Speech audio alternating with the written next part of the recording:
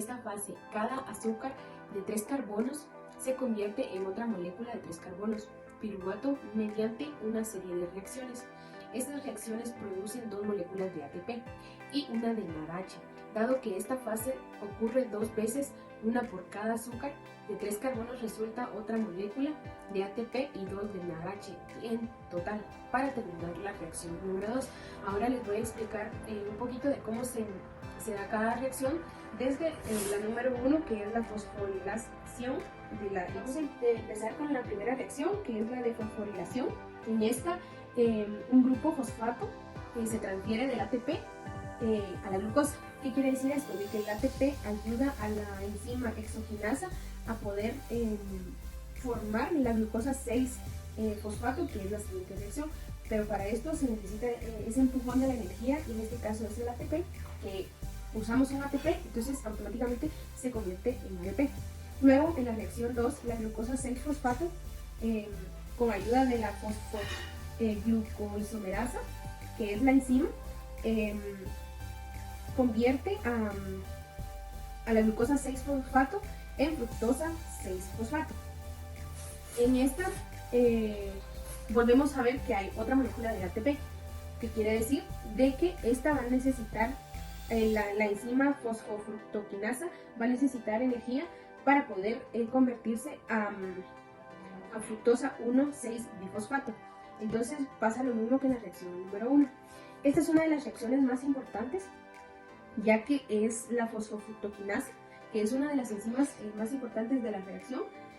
Si nos damos cuenta, aquí dice fosfofructoquinasa, y cada enzima que termina en quinasa sabemos de que va a requerir ATP. Luego de que tengamos la fructosa 6-fosfato y se haya producido fructosa 1,6-bifosfato, viene y con la ayuda de la aldosa se convierte en la reacción número 4. Nos damos cuenta de que la enzima aldosa produce un desdoblamiento del azúcar. ¿Qué quiere decir esto? Que este compuesto de 6 carbonos de fructosa 1,6-bifosfato produce 2 intermediarios de 3 carbonos, que también se produce en la reacción número 5, que es la de triosa fosfato isomerasa. Esta es la reacción estas son las 2 reacciones que salen de la enzima aldosa. De aquí vamos a pasar a la siguiente fase, que es esta. Acá es la fase número 6, donde tenemos oxidación y fosforilación. En esta reacción realiza la enzima gliceraldehído 3-fosfato deshidrogenasa para producir 1,3-bifosfoglicerato y una molécula de NADH. Vamos a ver, acá se puede identificar. El fosfato se ha introducido sin utilizar ATP. Si nos damos cuenta, el ATP lo vamos a usar hasta en esta siguiente reacción, aprovechando la energía producida en la reacción redox. Seguimos con la siguiente reacción, que es la número 7, que es la primera fosforilación a nivel del sustrato.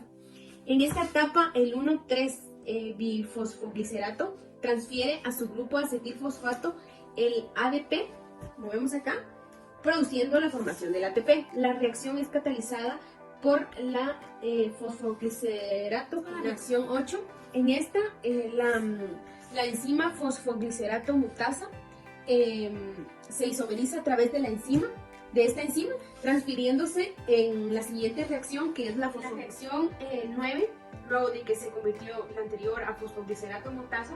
En esta reacción ocurre una deshidratación simple del 2-fosfoglicerato para dar fosfoenol piruvato bajo la acción de la enzima enolasa. Luego vamos a ver la última reacción, que es ya llegando. Seguimos con la última reacción, que es la segunda fosforilización del sustrato. Acá la desfosforilización del fosfoenol piruvato, obteniéndose piruvato y ATP. Como nos damos cuenta, es el último ATP que se obtiene en esta reacción.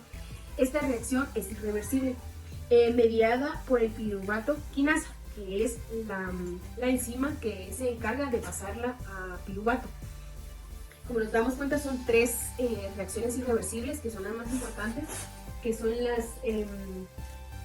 es la 1, que está acá flechada, marcada, la 1, la 3 y la 10, que es la última, que ya es para pasar al ciclo de Krebs. Gracias.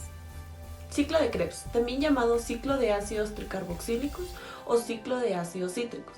Es una vía central del metabolismo aeróbico, se realiza en las mitocondrias y es un conjunto de reacciones químicas que liberan energía almacenada y es anfibólica.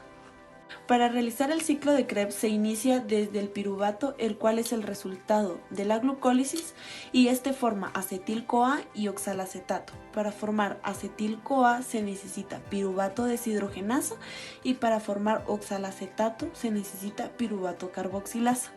Para formar citrato necesitamos una molécula de agua y citrato sintasa. Para formar cis-aconitato necesitamos liberar esa molécula de agua y se realiza por medio de la aconitasa.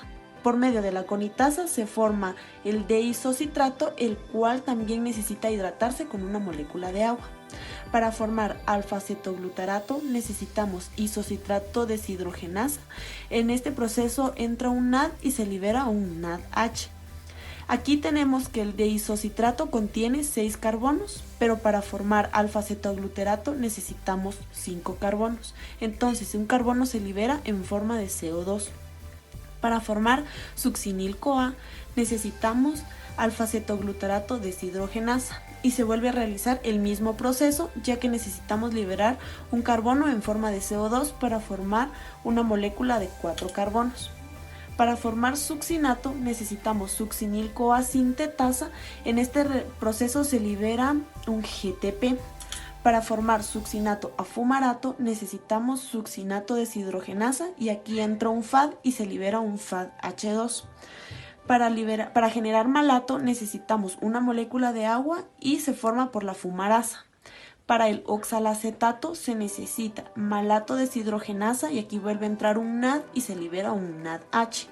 Luego el oxalacetato necesita un acetil-CoA para volver a iniciar el ciclo de Krebs.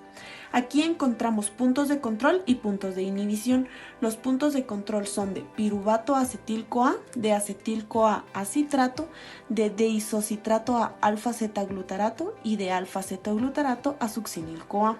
Los puntos de inhibición son de piruvato acetil-CoA, el cual es calcio, de citrato a cis-aconitato, que es fluoracetato, de alfa-cetoglutarato a succinil, que es arsenita, y de succinato a fumarato, que es malato. En este ciclo se encuentra una enfermedad llamada la deficiencia de fumarasa o también conocido como poligamis de Down.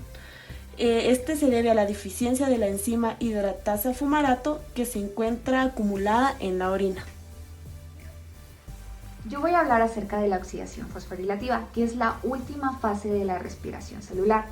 El objetivo es obtener la energía almacenada en FADH y NADH que han sido proporcionados por las etapas anteriores, es decir, glucólisis, fosforilación de piruvato y ciclo de Krebs. Este proceso es apoyado por una cadena de electrones que se encuentra en la membrana que separa el espacio intermembranoso de la mitocondria y la matriz mitocondrial. Es apoyada por 4 proteínas que son usualmente denominadas como complejo 1, 2, 3 y 4, sin embargo cada una tiene un nombre específico.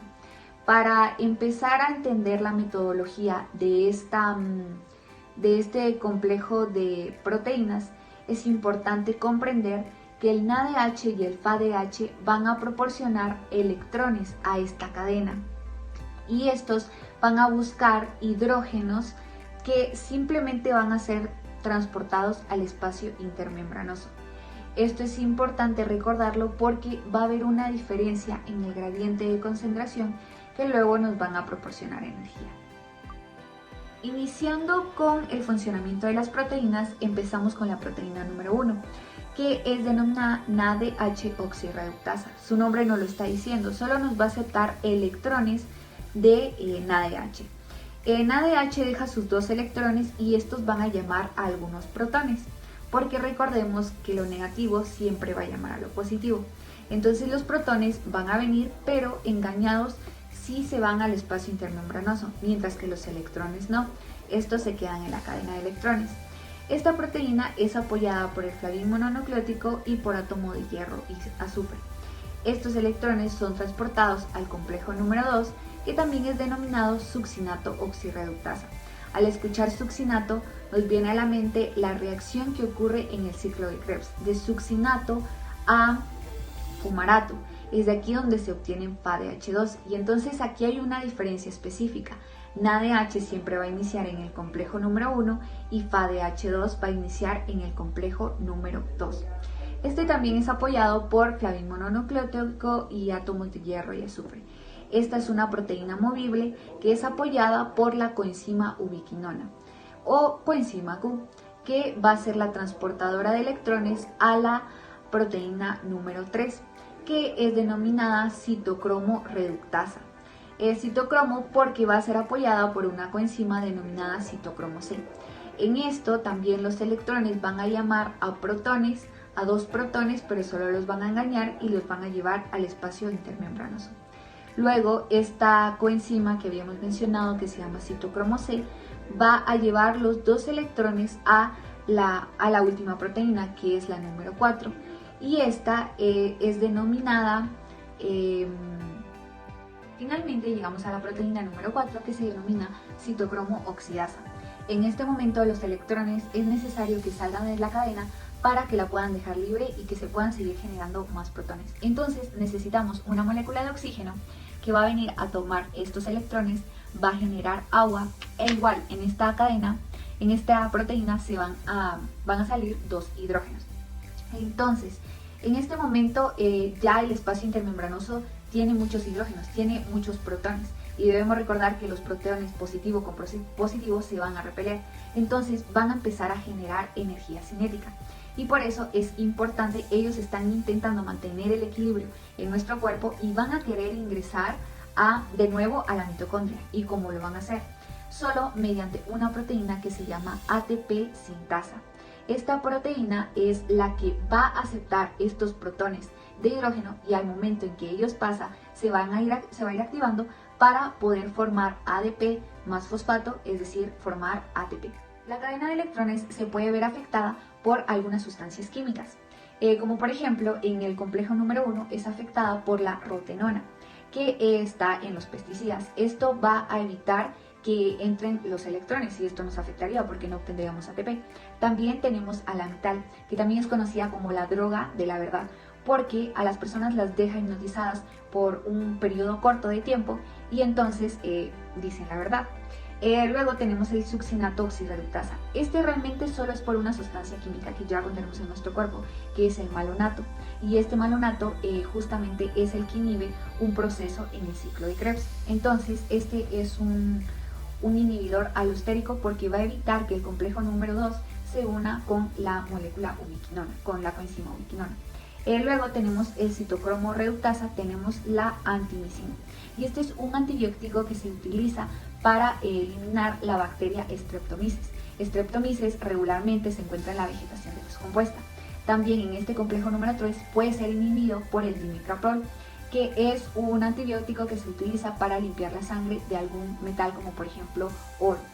El citocromo C oxidasa tenemos el cianuro, el monóxido de carbono y la ácida de sodio que se encuentran en los jabones y por eso es importante que hay que limpiar bien los platos y evitar que se quede jabón porque esto podría inhibir este complejo y ya sabemos que sería muy grave porque no podríamos obtener ATP.